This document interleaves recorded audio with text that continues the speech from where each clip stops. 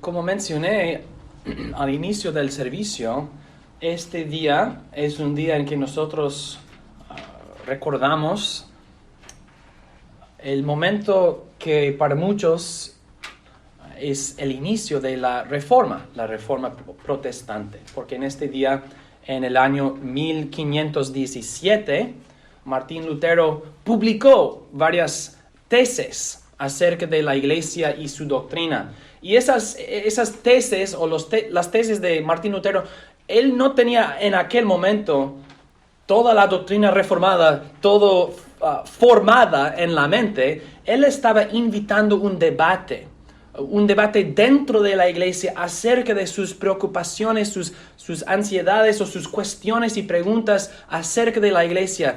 Martín Lutero diciendo, nosotros hacemos y creemos esto. ¿Cómo podemos resolver esto con lo que la palabra de Dios dice aquí?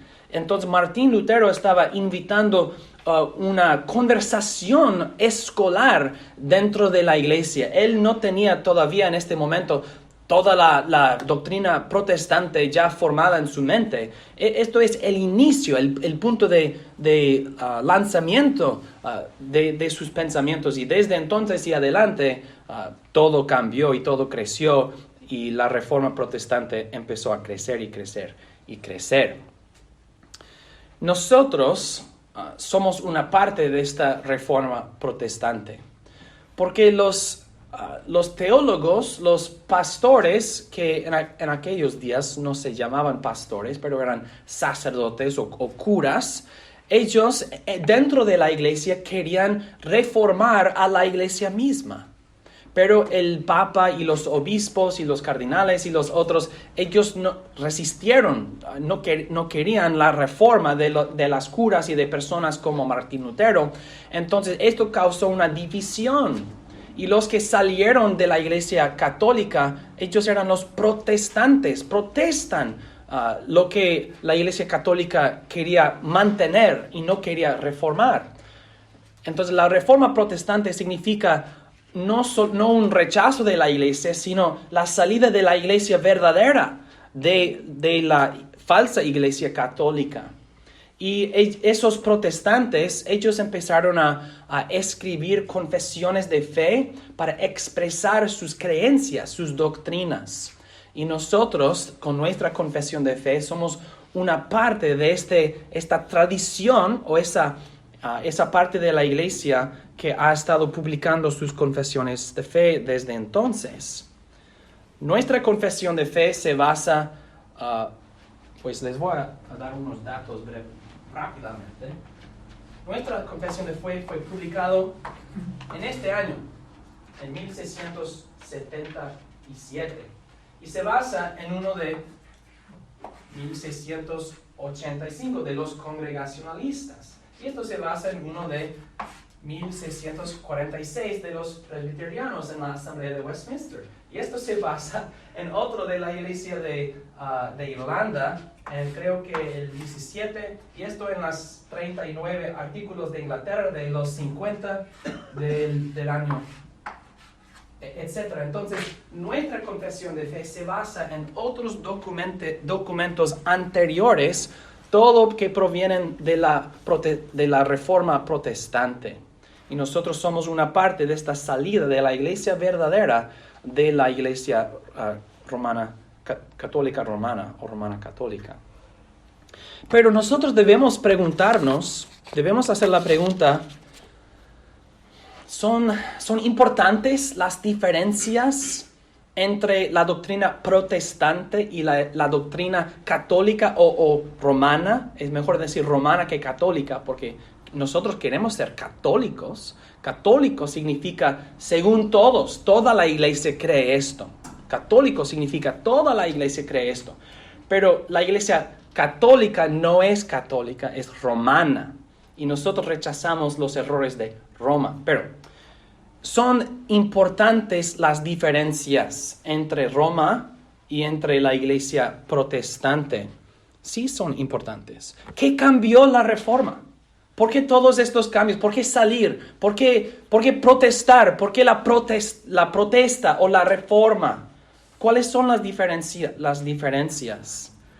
Pues nosotros podríamos comparar los concilios de la iglesia romana con las confesiones de la iglesia protestante. Podríamos hacer esto y comparar documentos con documentos. Pero lo que quiero que ustedes vean es un ejemplo de la fe personal de dos personas en dos periodos de tiempo.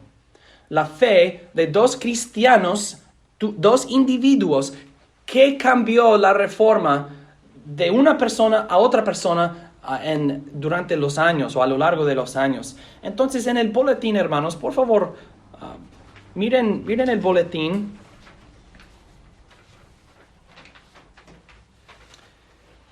Y vamos a leer porciones de dos testamentos. Cuando uno escribe o firma su testamento, uno está preparándose para la muerte, preparándose para el fin de su vida. Y un testamento representa tus deseos más profundos, porque quieres preparar para la eternidad. Vamos a ver una gran diferencia entre un testamento de 1534 y un testamento de 1617. Primero, el testamento de Don Tomás Baldry, Sir Thomas Baldry, escrito en 1534. Entonces, la reforma protestante no ha alcanzado ni se ha desarrollado mucho. Martín Lutero clavó sus tesis como 15 años antes de esto. Este hombre, Don Tomás, es todavía un católico romano antes de la reforma. ¿Cuáles son sus deseos? ¿Cuál es su voluntad antes de morir? Dice: mi voluntad es que mis albaceas busquen un cura honesto y dispuesto para cantar en la iglesia por 10 años después de mi muerte, para mi alma y la de mi padre y madre, y para pronunciar placebo y dirige. Esos son oraciones, las comendaciones, y que mis albaceas paguen 8 libras al mismo cura cada año por los 10 años. Y mi voluntad es que, si el cura sea de mala disposición y de mal comportamiento, que mis albaceas busquen otro para cumplir los servicios ya mencionados para mi alma y la de mi padre y mi madre. Este señor, Don Tomás, él quiere arreglar todo para su alma, y él tiene dinero. Entonces él va a pagar un cura para orar y repetir oraciones en la iglesia por él y por su padre y su madre por 10 años después de su muerte. Porque él cree que cuando muere entrará en el purgatorio. Y él quiere que un cura, que alguien haga algo para ayudarle a salir de este purgatorio con más rapidez, para ayudarle a salir, porque él no puede. Y los que tienen dinero, pues ellos pueden pagar a otras personas para hacerlo. ¿Cuál es su esperanza? Su esperanza es que este sacerdote haga algo para ayudarle a escapar del purgatorio. Y si el cura es malo, o si el cura no quiere, entonces los albaceas deben buscar a otro, porque Don Tomás necesita esto para el bien de su alma. Ahora, una gran diferencia. Varios años después, la fe de una mujer en 1617. Ahora, esto es 100 años después de 1516. Martín Lutero clavó sus tesis. Ahora, 100 años después, la reforma ha crecido, ha desarrollado, ha alcanzado a Inglaterra. Muchas cosas han cambiado en esos 100 años, en este centenario, o 100 años. ¿Cuál es la diferencia? El testamento de doña Catharina Scott, Lady Catherine Scott, escrito en 1617. Ella también está preparándose para la muerte. Es su testamento. Ella dice: recomiendo mi alma a las manos de Dios el Padre, mi Creador, esperando salvación solamente por los méritos y misericordias de Jesús, mi bendito Redentor, confirmada en esta esperanza por el testimonio del Espíritu Santo, el Consolador de los elegidos, renunciando toda confianza vana en cosas terrenales y confiando completamente en Dios solamente. pidiéndole al Dios de toda gracia que sostenga tal persuasión mía hasta el fin y en el fin, por medio de Jesucristo, nuestro Señor. Si tú me preguntas, ¿cuál es la diferencia entre antes de la Reforma y después de la Reforma? Lo veo claramente en la fe personal de dos individuos. Hermanos, les prometo que es lo que estás leyendo aquí proviene directamente de los testamentos de estas personas que en mis investigaciones he encontrado. No buscándolos por esta... Yo tenía otros motivos para leer estos testamentos, motivos históricos de investigaciones históricas, pero encontré su fe y lo recordé, y esto es un buen tiempo para mostrarles. No estoy creando algo, no estoy fingiendo. Estas son las mismas palabras de estas personas escritas en esos años. ¿Cuál es la esperanza de Caterina? Si tú le preguntas, Caterina, ¿no estás preocupada que tu alma no entrará en el cielo, sino que estará en el purgatorio por mucho tiempo? Y Caterina dice, no estoy preocupada de eso. ¿Por qué, Caterina? Ella dice, porque espero salvación solamente por los méritos y las misericordias de Jesús, mi bendito Redentor. Ella está esperando que su alma entre en la presencia del Padre por los méritos y las misericordias de Jesucristo. Y solamente, dice ella. Y ella dice que estoy esperando algo, estoy esperando esto, pero estoy confirmada en esta esperanza por el testimonio del Espíritu Santo, el consolador de los elegidos. Él me confirma esto en mi corazón, dice ella. Pero Caterina, ¿por qué no le pagas a un cura para orar para tu alma? Y ella dice, no, yo renuncio toda cosa terrenal. No confío en estas cosas. Yo confío en Dios solamente. Pero Caterina, ¿no tienes dudas? Y ella dice, sí tengo dudas. Pero yo le ruego a Dios que me sostenga en esta persuasión hasta el fin. Entonces ella ni confía en su propia fe. Ella cree, pero no confía en su fe. ¿Dónde está la confianza de Caterina? ¿En qué confía? ¿En qué cree? En Dios solamente, en el Padre, en el Hijo, en el Espíritu Santo. Ahora bien, tenemos a esas dos personas, don Tomás y doña Caterina. Entre los dos, la fe, ¿quién tiene la fe más bíblica? Pues debemos estudiar las Escrituras para encontrar la respuesta, ¿no? Entonces, por favor, vayan conmigo, pues está en el boletín, pero vamos a estudiar Salmo 130, el salmo que acabamos de cantar. ¿Debe haber pagado a un cura para orar para su alma? ¿O debe Tomás haber muerto con más paz y más reposo para su alma? Vamos a ver, Salmo 130. De lo profundo, oh Jehová, a ti clamo. Señor, oye mi voz, estén atentos tus oídos a la voz de mi súplica. Jehová, si mirares a los pecados, ¿quién, oh Señor, podrá mantenerse? Pero en ti hay perdón, para que seas reverenciado. Esperé yo a Jehová, esperó mi alma. En su palabra he esperado. Mi alma espera a Jehová más que los centinelas a la mañana, más que los vigilantes a la mañana. Espere Israel a Jehová, porque en Jehová hay misericordia y abundante redención con él, y él redimirá a Israel de todos sus pecados.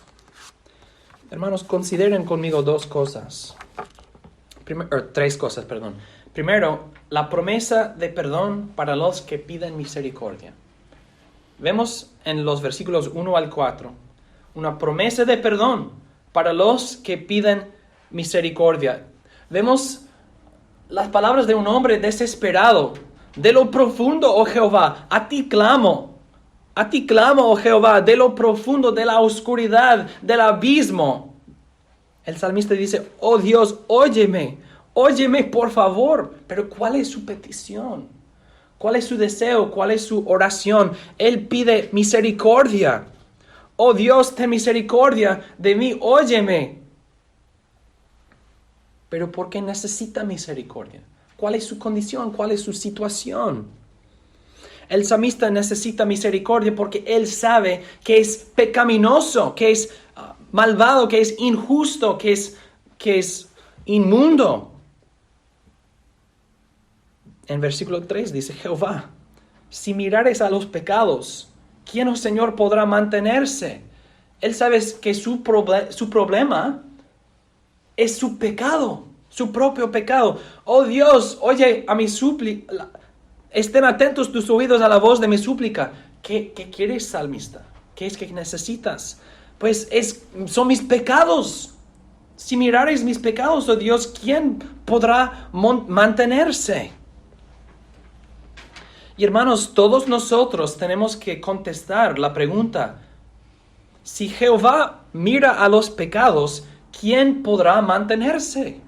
Si Jehová me miró a mí, si miró mis pecados, ¿podría yo mantenerme ante Él?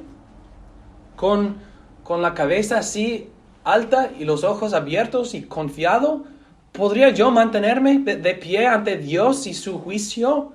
Como leímos en Apocalipsis 20, cuando los libros que cuentan nuestras obras son abiertas, ¿cómo vamos a responder? ¿Cómo vamos a mantenernos de pie ante Dios? El salmista dice, si mirares a los pecados, ¿quién, oh Señor, podrá mantenerse? Dios conoce todos nuestros pecados, aun los pecados del corazón que los demás no conocen. Mis deseos pecaminosos, mis motivos pecaminosos, mis pensamientos pecaminosos, nuestra falta de obediencia. Dios conoce nuestros pecados de omisión y comisión. Dios conoce todo, Él sabe todo. Nuestros pensamientos e intenciones, motivos y deseos, todo. Aun cuando hacemos cosas santas o justas, pero con motivos egoístas o para ser visto por otra persona.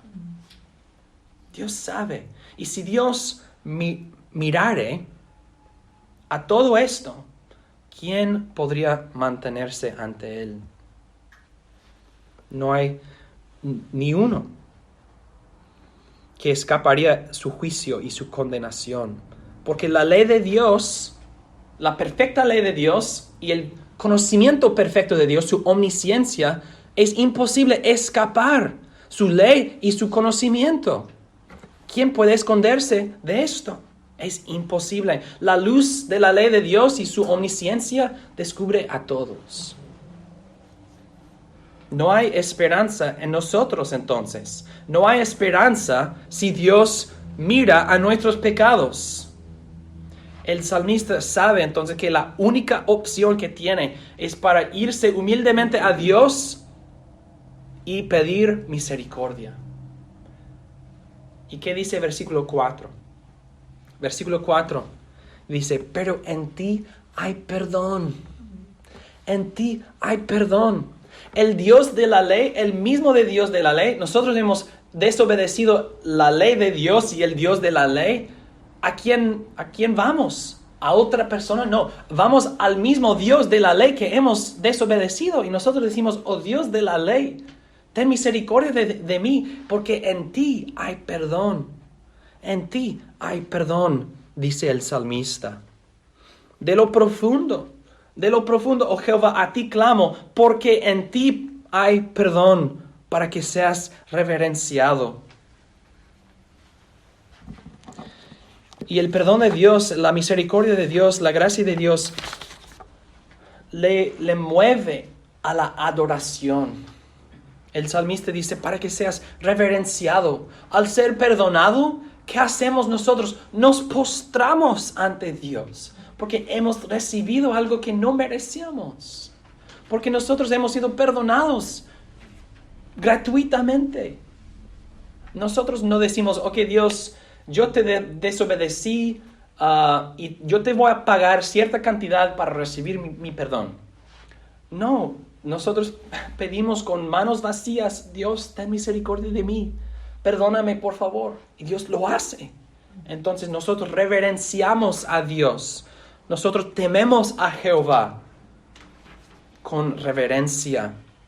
Adoramos a Dios porque hay una promesa de perdón para los que piden misericordia. En segundo lugar, vemos en versículos 5 y 6 la palabra de Dios para el alma paciente. El salmista continúa expresando su confianza en Dios, confiando en la palabra de Dios. Dice, esperé yo a Jehová, esperó mi alma, en su palabra he esperado, mi alma espera a Jehová. ¿Cuál es el tema? Esperanza, paciencia, paciencia.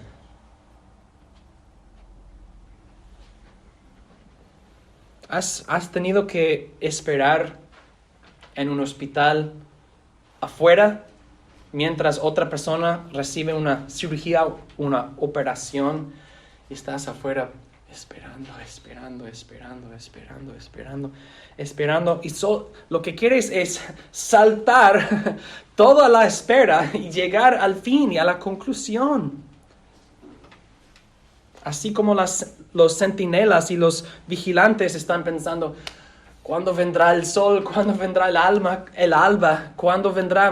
¿Cuándo?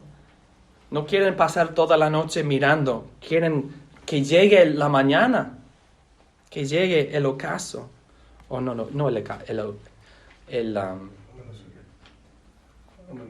El amanecer, sí, gracias.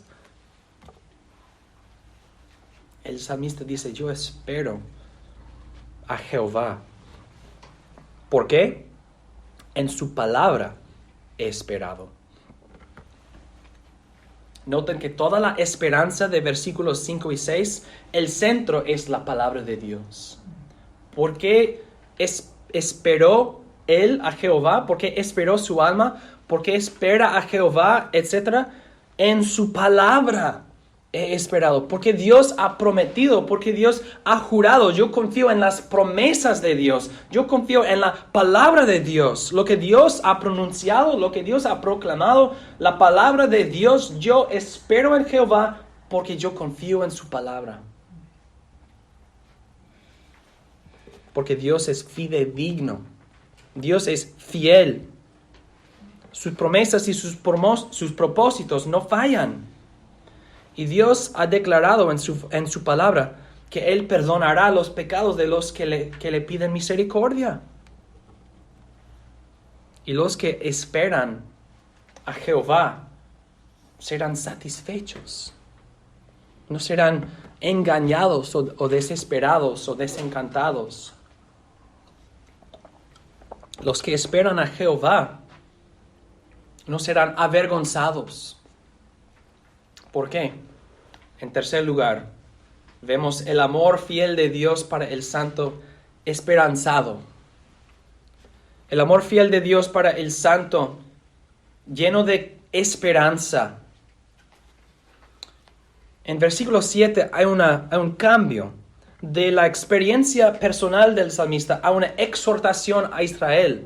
Noten el cambio en versículo 6. Espere Israel a Jehová. Los primeros versículos describieron la experiencia y los pensamientos del salmista mismo. Yo clamé a Jehová, esperé yo a Jehová. Luego, versículo 7, el salmista se dirige a nosotros y nos dice, espere Israel a Jehová. ¿Por qué? Porque en Jehová hay misericordia y abundante redención con él. En Jehová hay misericordia y abundante redención con él, y él redimirá a Israel de todos sus pecados.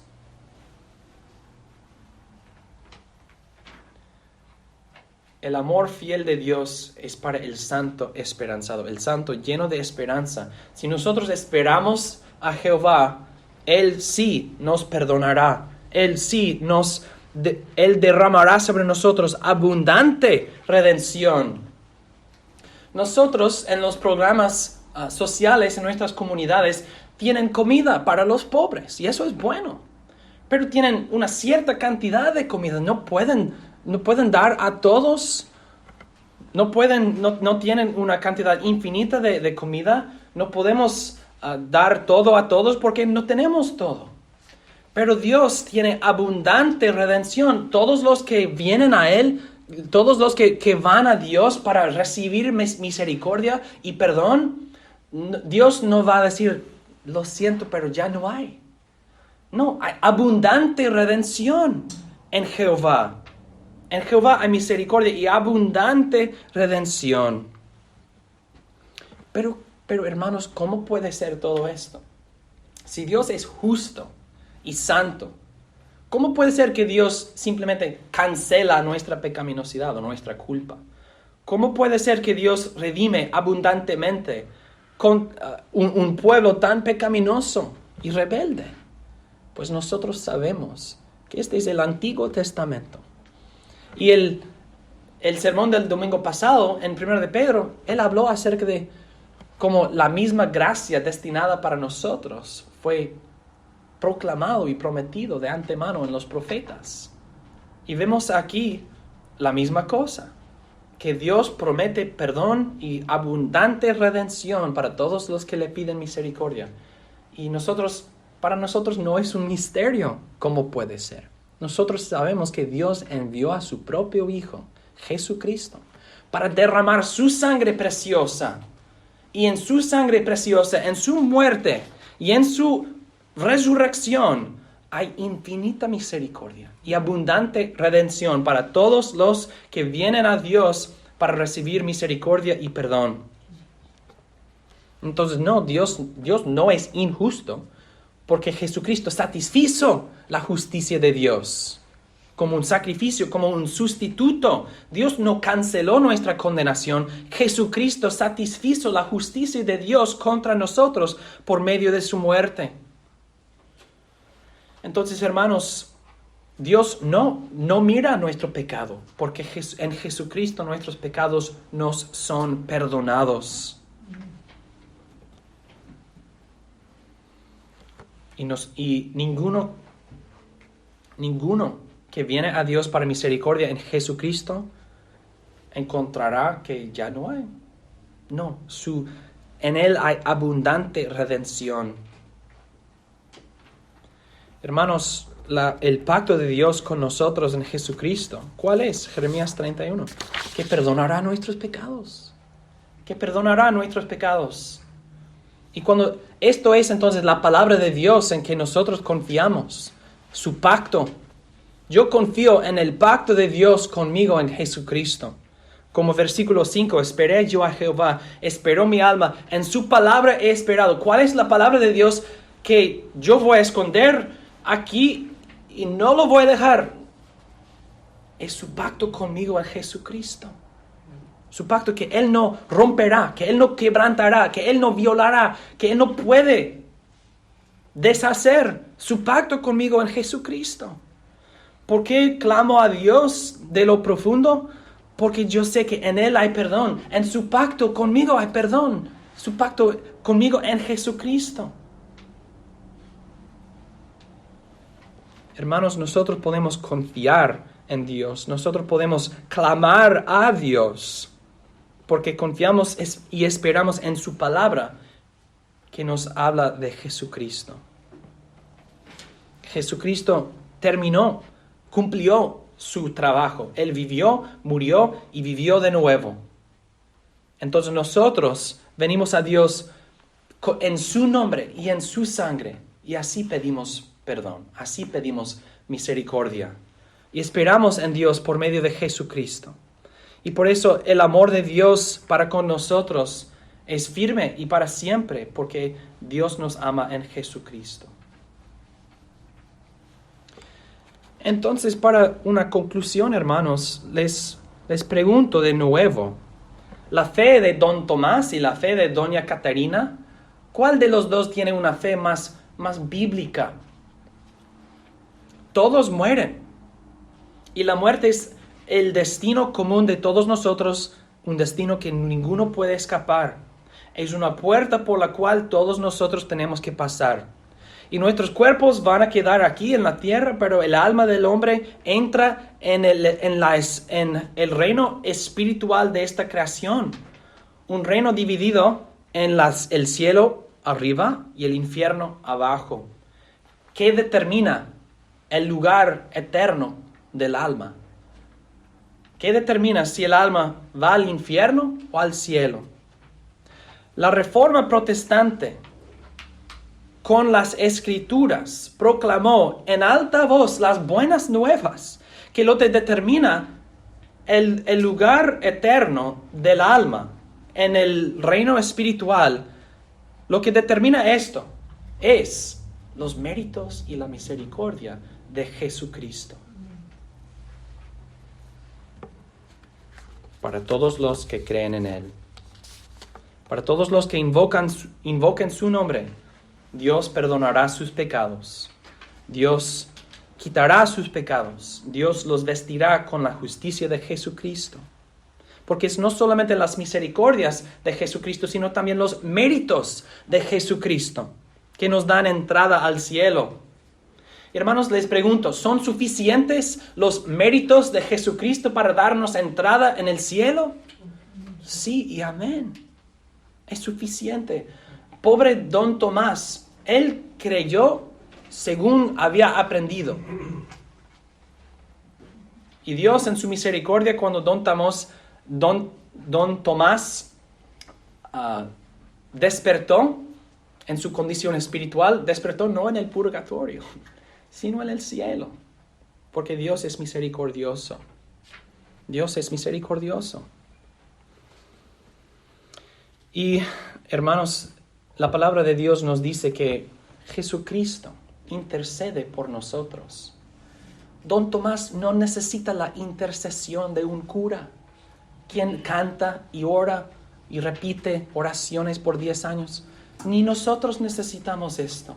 La intercesión de Jesucristo, nuestro sumo sacerdote, es suficiente. Es suficiente para darnos entrada en el cielo y para perdonarnos todos los pecados. Y Salmo 130 nos confirma esto, porque en Dios hay abundante redención.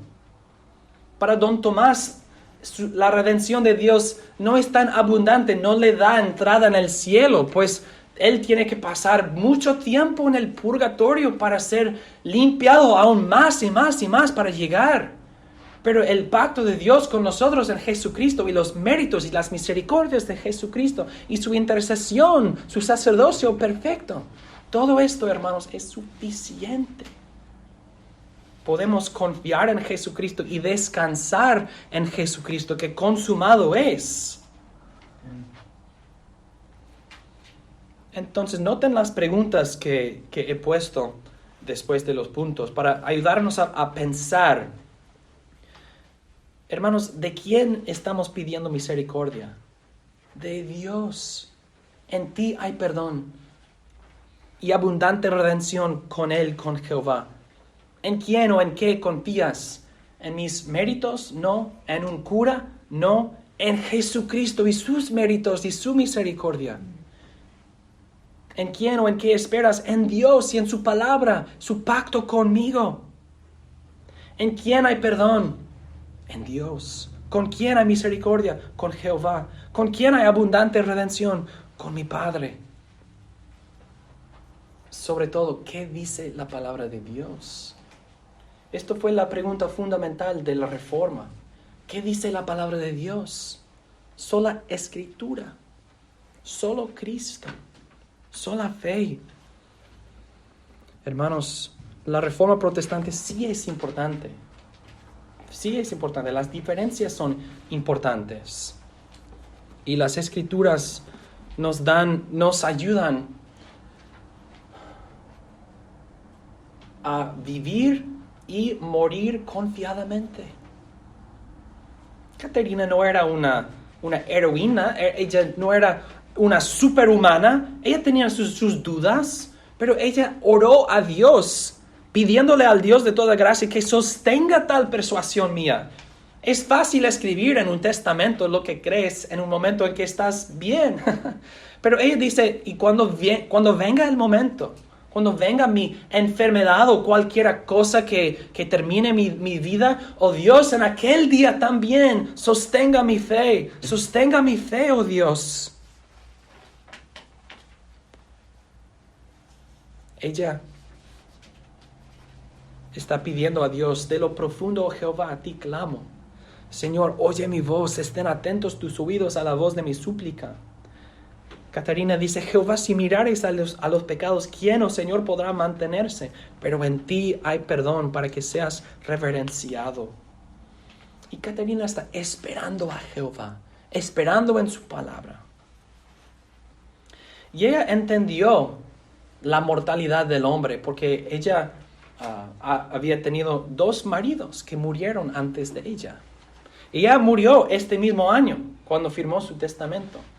Estas palabras entonces representan muchas cosas. Representan el desarrollo de la reforma, representan la fe personal de una persona no separada de las dificultades de la vida, sino una mujer que había experimentado la muerte de 2 maridos, personas queridas de ella o por ella.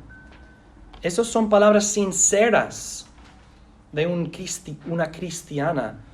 Y nosotros podemos imitar su ejemplo porque su fe es bíblica.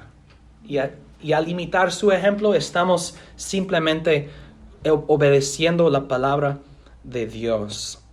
Hermanos, espere Israel a Jehová. Eso es el mandamiento de Salmo 103. Espere Israel a Jehová, porque en Jehová hay misericordia y abundante redención con él. Esperen en Jehová. Gloria a Dios. Amén.